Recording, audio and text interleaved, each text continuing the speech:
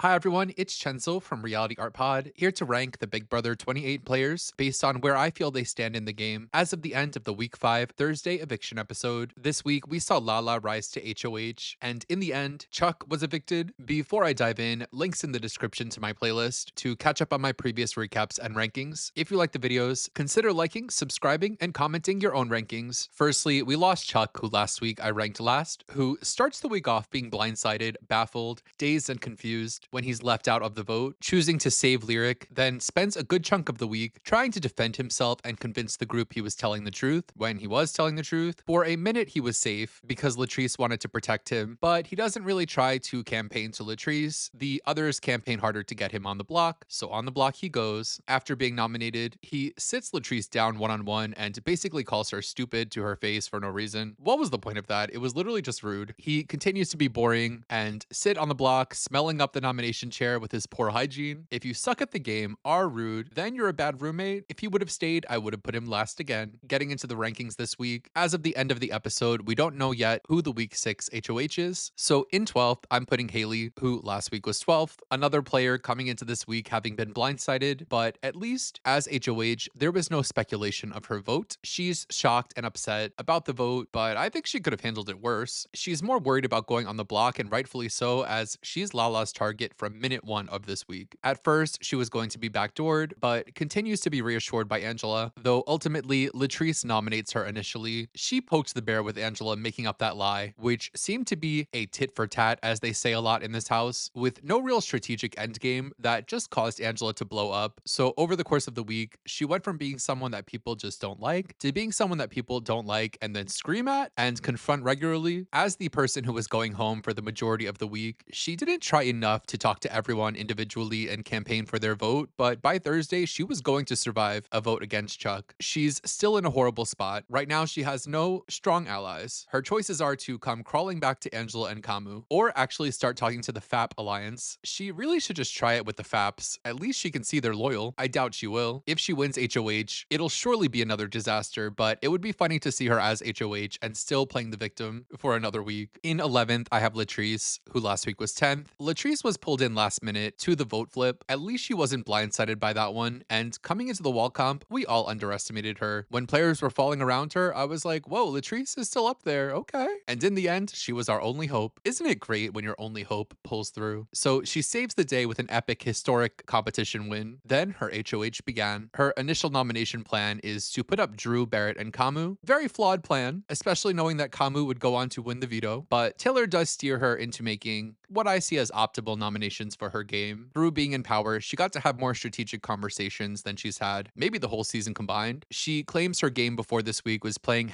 #confused, and if she starts playing more strategically, we could give her the benefit of the doubt and believe her on that, though I'm still worried that when she's not in power, the information that's leaking to her won't be all complete, and she's likely to get misled by Taylor at times. I also don't love that she didn't form any real alliances this week. She still thinks that the Honor Society is a real alliance. So while I was impressed with the challenge performance and the way she handled herself throughout the week, I'm still not all the way confident in the game for Lala heading out of this week. And with all that happening to just take out Chuck, she's still got Haley there, a tough competitor who will nominate her. It's probably going to get a little dicey for Latrice. In 10th, I have Yash, who last week was 9th. He comes into this week after voting wrong, but he came out of that situation looking pretty good. He was a loyal friend to Lyric, and now everyone knows he was telling the truth about his vote, so that's water under the bridge. There are times when I'm very impressed with Yash. Everyone likes him. He's playing from a middle position. He has a lot of information in the game, so there's justification for putting him higher on this ranking, potentially even in first because he carries himself well and is playing well. My big issues that leave me unimpressed so far are, firstly, we haven't seen him successfully make a big strategic move and use his relationships to get things that he needs done. Also, he's not anyone's priority as an ally, so while I think he's playing a good individual game, he needs to work on strengthening his alliances. And finally, his involvement in the meeting that Lala ran against the Icons has the Icons coming for him. I have him above Lala because I think he's got more agency than her, but he's not in much of a better place, has more long-term potential, but also short-term danger. In ninth, I have Taylor, who last week was 8th. Taylor saved the day for herself and Latrice in that vote flip, and after Lala won HOH, she did a great job supporting Latrice and low-key running her HOH for her. She knew what the right things were for Latrice to do, but just like last week when she coached Latrice into being off the block and she herself landed on the block, this week she played better for Latrice than she did for herself. Her own strategy is kind of a mess. She's hung up on her Tether's alliance with Devins and Kamu, but it's just not a good plan in general. And while I like that she is strategic and puts effort in, I question her instincts for the game and don't trust her to make consistent good decisions for herself. I'd like to see her consider other options. In 8th, I have Kamu, who last week was 11th, another one of the 3 blindsided voters last week. He starts the week swearing on his dog Maui that he didn't vote Lyric out. Him and the swearing has become a weird trend. He loves to swear, but then backs himself into a corner where people start asking him to swear on other things than his dog, and he refuses, even when he's telling the truth. So, why is this dog's poor soul the only one getting dragged into his mess? He does great work throughout the week, distancing himself from his friends in a way that I guess you could only do if you're a man and get away with. After jumping ship, he makes a bold statement saying he's going to start his game fresh, which you don't see many people do, but it's worth a shot if you find yourself in a terrible place. Just say, can we all just start over? He works on his bonds, getting into that little grouping with Taylor and Lala, working things out with D, and even finds out the details of D's power that gives him semi-critical information. I say semi because what could he really do with that? It's not a great power to expose anyway, and everyone already knows that D is a liar with lie-itis. He won the veto and decided not to use it. Given his position, was winning the veto and then blowing off your friends a necessary thing to do? I'm not really sure. But overall, he comes out of this week in a better spot than he came into the week, in a place where he still could win the season, though there are some concerns. FAP see him as a strong competitor they want out as soon as possible and want to nominate him this week as the target, so I can't put him much higher than this, but I can respect the good work to put him much higher than last week. Haley staying is probably worse than Chuck staying. He could have roped Chuck in a little easier, but I'd like to see him try to pull Haley back in and create a more organized power structure for himself. In 7th, I have Angela, who last week was 3rd. A big fall for Angela, who ended last week participating in the vote flip, but the way she handled the beginning half of this week was atrocious and messy. Committing to lying about her vote was mess, but that was her choice. If you're gonna do it, commit to it. Eventually, everyone will stop caring, but she loses her mind over this vote lie, then confesses, which causes all the drama with Haley, her friend. There had to be a better way to handle that with Haley. On top of that, the way she doesn't want to know about Devon's and Dee's powers is annoying me now. I think she doesn't want to know because she doesn't trust herself with the information, but if she really wanted to play a winning game, she needs to know that information and use it to her advantage. Now, she's still got Haley in the house on shaky ground. She's going to have to spend a good amount of time this week trying to fix that relationship, and she's no longer in the big majority alliance to hide behind those players. She could end up on the block this week. In 6th, this might be controversial, but I have D, who last week was 1st. A big fall for her. You know what? Play silly games, win silly prizes. D was on top of the world. She was the queen of the majority alliance. She knew where both powers were. The steamroll was benefiting her more than anyone else. She decided to flip that vote then lie about it, literally just for fun. She does not care what people think. She just does whatever. This week, she told Devins and Kamu about her power, which I wouldn't have recommended. Later in the week, she's down to flip the vote last minute to keep Haley. She just loves these last minute risky plays. Make no mistake, I still think she's playing a great game. I just had to dip her lower here because she called attention to herself, made her game worse on purpose out of boredom, and put herself in this lower position because she enjoys climbing back up. Coming into this week, she's on a few players' blocks for nomination, but saying the quiet part out loud, she wants to be nominated. She wants to be part of the play with Devins' power and to ruin someone's HOH. If it's Devins saving himself and using his power, then he gets all the credit. It's good TV, I'm here for it, but it's messy. I really question putting her above some members from FAP, but the FAPs are all playing the same game and all did a good job this week, so let's go FAP. In 5th, I have Melody, who last week was 7th. She barely survived after last week's eviction, and this week, she largely kept doing what she's been doing, hanging out with her friends, talking to her mom on her fake phone, being silly with Drew. She spent a good portion of this week tied to Mallory. Big developments for these four as they finally solidified their alliance in FAP, which is the strongest, biggest locked in alliance in the house right now. They also all weren't really involved in the drama and happenings of the week, which helps them to blend in. She's got the least game of everyone in FAP. She branches out the least and doesn't talk game with others, though the icons like her. She's seen as a follower and weak, which isn't good long term, but she's got a great chance of winning the power this week. Even if she doesn't, she needs to take action that garners respect in the game. In fourth, I have Mallory, who last week was sixth. She had a big treat from America winning the fan vote. Her entire energy has shifted. She was smiling even when she won the punishment and had a ball this week. Not a lot of significant game from her outside of forming the FAPs, but her good mood had her leading the house in her bus and then the airplane skit, which was so much fun. She's making herself a positive presence in the house, which is good. The icons are going to take note that America likes her, and since they are production plants, they are going to take our opinion into account, which will be good for her. In third, I have Barrett, who last week was fourth. Lala winning HOH, not good for Barrett. He has no game relationship with her and was expendable to get tossed on the block as a pawn, which is still a problem for his game. That could happen again. He's just not active enough, and things like this happen. But he was safe